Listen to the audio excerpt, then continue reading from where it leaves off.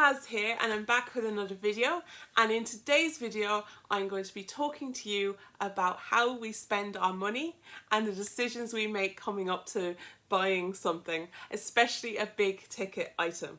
So if you are looking forward to following along with this video and you're not already subscribed, please hit that subscribe button. It means so much. So yes, it can be so scary buying a big ticket item, especially if you have been saving for that item over a long period of time.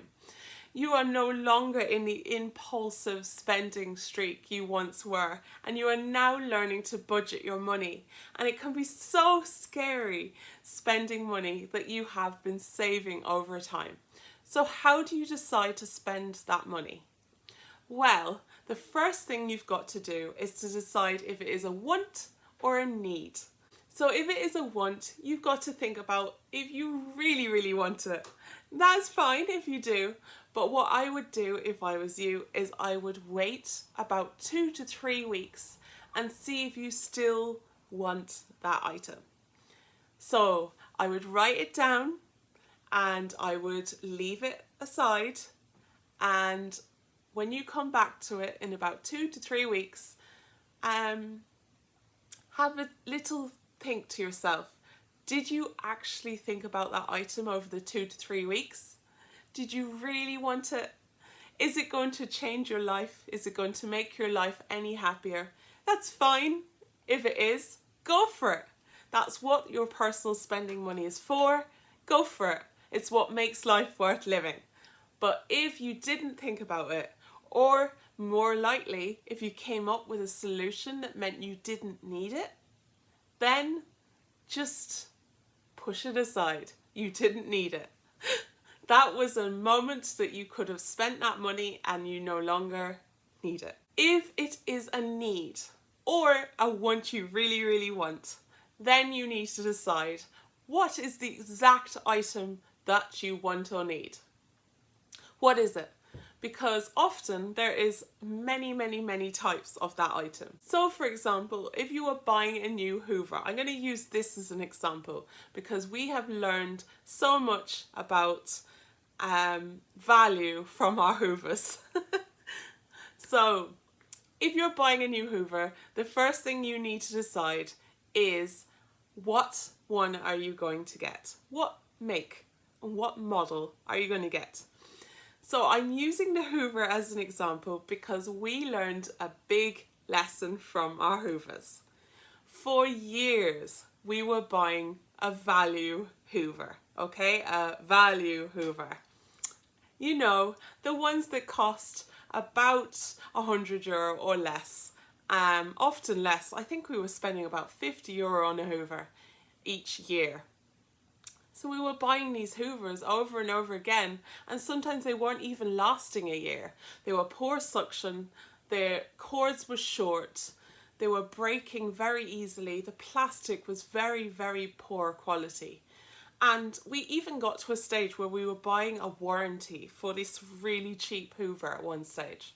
4 years ago, we decided we were going to do something different. We were going to save and buy a really good Hoover. So we decided to save and we put the money aside and we bought a really good Hoover. So we decided to buy a meal Hoover and it cost €300. So it seemed like a lot of money to spend on a Hoover, and we got a really good quality one. It had a really good long cord.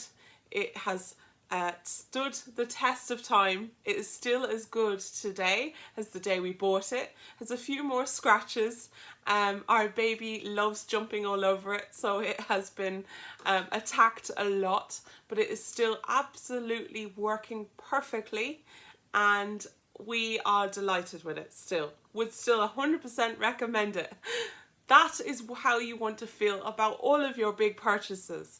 You don't want to have bought lots of little valued items that ended up not being good value. You need to buy a good quality item. If you think about it in cost per use terms, often the more expensive but better quality item ends up being better value. So cost per use means working out if you were to use this item over a certain amount of time and you broke down the total cost over that time, how much would it cost per each time you used it? So our Hoover is used on average about 5 to 6 times per week, although recently with a toddler I'd say a lot more, and it costs €300. That is over 4 years. So our Hoover has cost us on average about 29 cents each time we've used it, which is amazing. If you think about it like that, it has saved us so much money. If we had bought a €100 Hoover and we had to replace it every single year, we would have spent €100 more in that time. And that doesn't include any of the insurance we got. So yes, it's about working out if you are getting the best value. Then the next thing that I would really recommend is looking up reviews, because there is no point looking at what the manufacturer says if it didn't actually ring true. You need to find out what real people thought of the item. Look up reviews in as many places as you can. Look them up on Facebook. There's often home sites that are sharing reviews of particular items. Don't be afraid to ask questions and see if anyone else has that particular item. Look online, look on Reddit, look on Google, look on Amazon reviews. Even if that isn't where you intend to buy from, look up reviews. It will be so much more helpful finding out the pros and the cons of each item and weighing up if that is the right item for you. Sometimes when you have found out a particular make, then it's about working out if that model is the right one for you. For example, going back to our Hoover, there is so many models and we needed to work out if the one we were getting was the right one for our family. Then the last thing that you need to do is price around. You need to make sure that you are buying your item from somewhere that is trusted, will give you a good delivery time, will safely deliver that item, or you can collect it. And you need to make sure that you have a good comeback if there's an issue with that item. Another thing you need to do is work out where you are going to get the best value for your money with that item. So if you are finding that there's a few places that are in a similar price range for that item, they are all trusted, and you have good delivery time with them all, or collection, whichever suits most. Next, you need to make sure that you know what each place is giving for that item. Sometimes you will get rewards from buying an item with a certain place. For example, you might get cash back, you might get a percentage off your next sale, or you might get a percentage off this sale. Another thing that some shops will do is they will price match other shops. So don't be afraid to come to them and tell them that another shop is selling the item for a lower price. And that is how we spend our money on big ticket items. I know how scary it can be, but sometimes it is the best reward for all of this budgeting.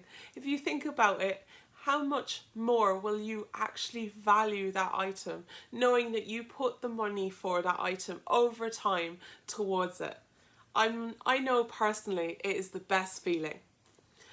Best of luck buying your big ticket item, or if you're currently saving, best of luck. You can start your research now. And if you have any more tips on ways to buy a big ticket item, please leave them below, because I'm sure there will be much more tips than I can think of. And yes, I will chat to you all in my next video. Thank you so much guys for watching. Bye.